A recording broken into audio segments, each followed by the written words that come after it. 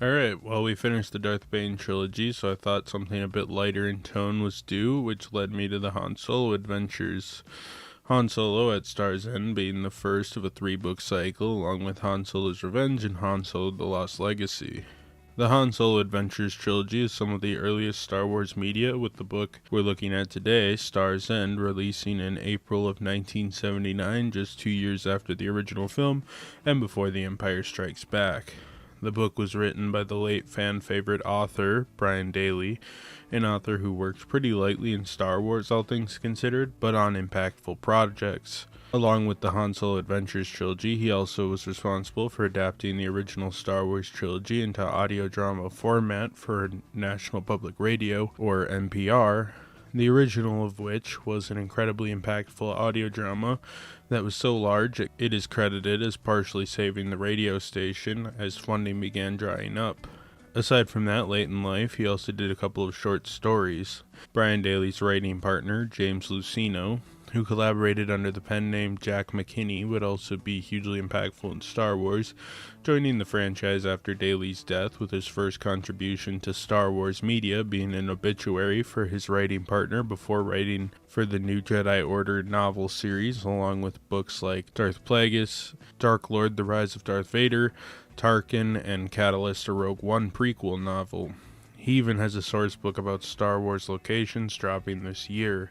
So while Brian Daley passed away almost 30 years ago, his widespread impact on the galaxy far, far away still lives on through ideas he brought to the table and bringing on his close friend as another major Star Wars writer to this very day. As for the book itself, being that the original trilogy was ongoing with little to go on in terms of expansion, the book's publisher, Del Rey, mandated that Brian more or less had Han Solo, Chewbacca, and the vibes of Star Wars to go off alone, not allowing him to elaborate on the Empire and other characters that appeared in the films. This meant Han was dealing with the corporate sector, a group of scummy capitalists that work with the Empire to an extent, but mostly just do bad business under the guise of being a rich corporation, kind of like real life. While nothing pre-Heir to the Empire was overseen by any type of canon group, Lucasfilm created a canon tier system. Daley and Del Rey, due to the restrictions they were given, made a trilogy of books that could easily fit into the canon of extended universe or legends without much contrivancy. Unlike the Marvel comic from the same time, which had unlimited access to do whatever the hell they wanted, and as a result have elements considered canon, but was largely retconned out. So I just consider Marvel Comics to be its own continuity. Despite that, though, it's pretty awkward to piece everything back together. Regardless, though, Marvel Comics Star Wars is a conversation for another day. The book takes place 2 BBY, a couple years before the original Star Wars film, and follows Han Solo on a journey outside of the confines of the original trilogy. Han Solo is settling a debt with a loan shark, Plovo, when he learns from the corporate sector that he is not allowed to fly in their space with the Millennium Falcon, which is not correctly registered. They hope to meet with an old friend, Doc, to forge documentation, though it is revealed by his daughter Jessa that he's disappeared, and they try to get Han and Chewie to help them in their rescue. Jessa agrees to help with the costly upgrades required for the Millennium Falcon to become legal, so Han and Chewie agree to help. Thus, the trio plan to head off and find him, but due to the Authority presence on the planet, the Falcon needs to be disguised, though before this can happen, Jess and her people are attacked by a group of Authority fighters. Han helps the crew get out of the jam, dogfighting and fending off a group of fighters, while the group head off to planet Orin 3, where they think Doc may be being held. On the planet, they meet Reckon, a man who claims to be looking for his son, and other abducted individuals, among which they believe is Doc, with him explaining that the reason these people are captured are often for political reasons by the Authority. Here they meet a data droid, Blue Max, who they encase in another droid, Bullocks, who Reckon thinks may be able to aid on the mission. Though as this is happening, the group learn one of Reckon's crew, Grant, who has seemingly disappeared himself. This is when the Authority secret police find Han in the group's position and start heading towards them. Blue Max starts causing false alarms across the planet and hopes to distract the Authority from mounting a big assault on the group as they attempt to head off War in 3, though the group runs into a dreadnought and the group manages to escape. But as Han goes back to celebrate, he finds Reckon has died, making everyone but Han a suspect in the killing, and whoever killed him is likely a corporate sector spy. Han decides he has to take Reckon's cause on, with Reckon writing in his blood the location they need to head. Han tells everyone else different locations, which leads to Torm, one of the people in Reckon's crew, to reveal that he's a traitor. This leads Han launching him out of the airlock, killing the traitor. The planet Reckon wrote of in his blood was Mythos 7, and the group head there and pretend to be a circus act claiming to be part of the Imperial Entertainment Guild. They meet the leader of the base, Vice President Herkin, who is pissed that he is given a circus act when he wanted a gladiator droid, though he forces Bullocks and Blue Max, the crew's droid, to do the battle as a backup. Blue Max wants to intervene to Han's dismay, and he warns Bullocks that the droid can dive under the droid he's fighting and mess with its coolant, ruining the droid. This causes Han to be thrown in a gladiator arena with an opponent that he tricks into causing the destruction of the power plant below, though this causes the ship they're in, the Star's End, to start careening towards Mythos 7. Han frees the prisoners on Star's End and causes a revolt, but the station is about to crash and it may not matter. During the revolt, he finds Doc and the pair try to reactivate the propulsion shields on the craft to dampen damage to the craft upon impact, which they try to do, but proves to be impossible. Instead, the group with some prisoners try to escape on the Falcon with a tunnel tube junction, basically a big space box attached to the side of the spacecraft to allow them to get more prisoners off.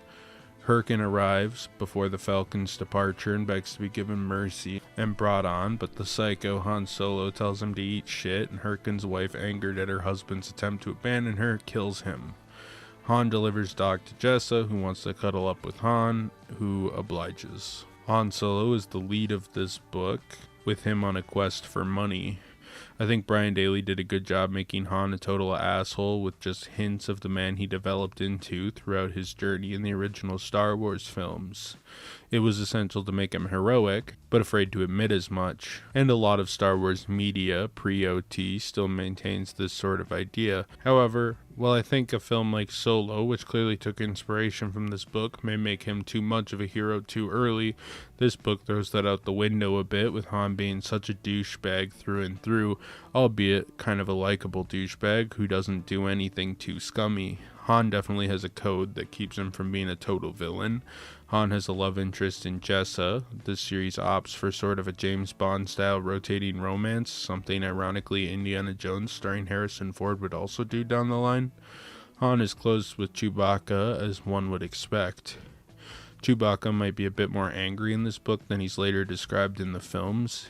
He's chill with Han Solo, otherwise is largely a grumpy Wookiee.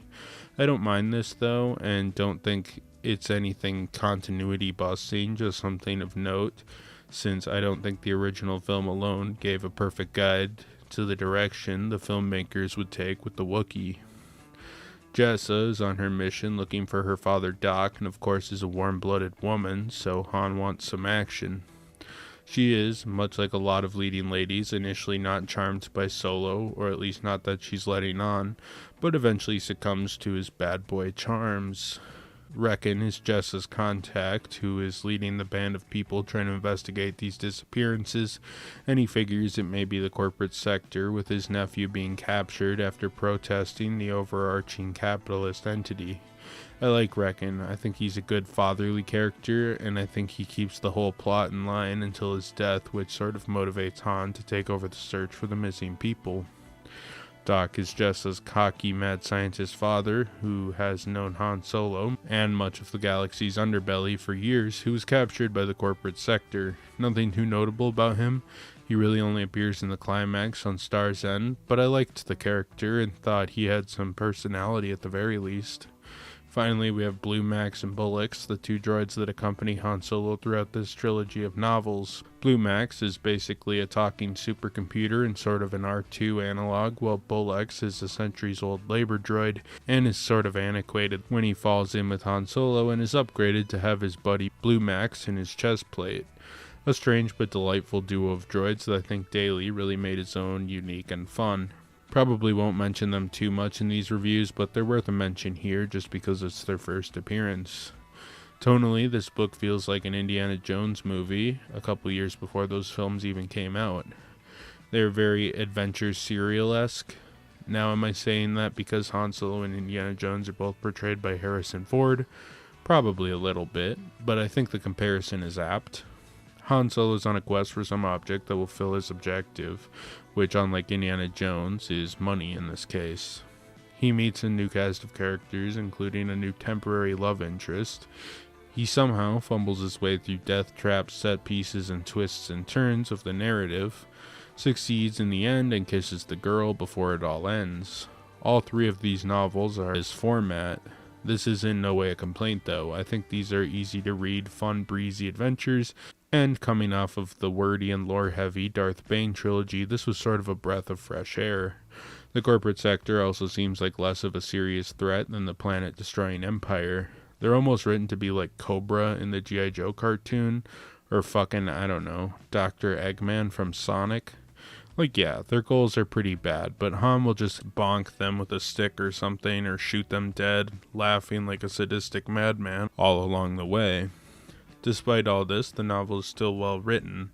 Their dogfights and shootouts are imaginative and well described. Han feels spot on for the character, with, at the time, puddle-deep source material.